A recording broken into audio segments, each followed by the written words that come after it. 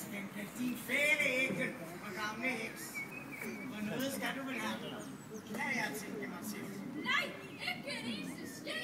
Ikke en eneste sten. Han skal blot drikke mig et gammelt fyrtøj, som min bedstemor glemte sidst, hun var dernede. Og så er det jo, soldaten kravler op i træet og kommer ned i bunden af træet og møder hundene med de store øjne.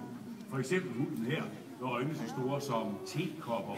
Og det er begyndelsen på hans livs eventyr.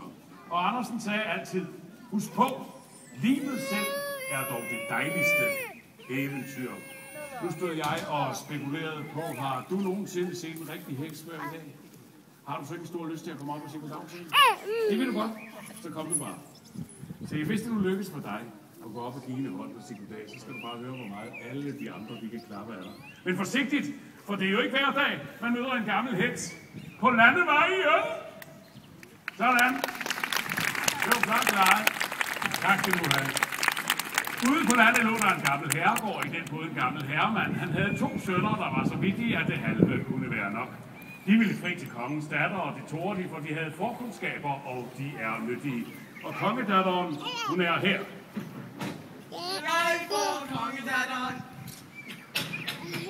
Nej, jeg får kongedatteren.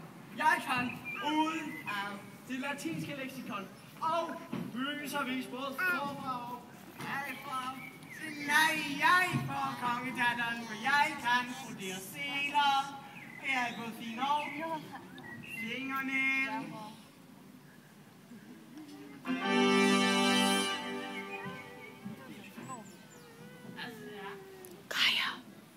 Kaja, come here.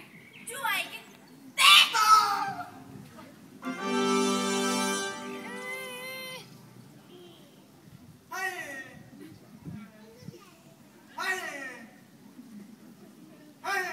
Du er ikke væk! Men nu kommer den tredje bror, for der var jo 3, og det er Klods Hans.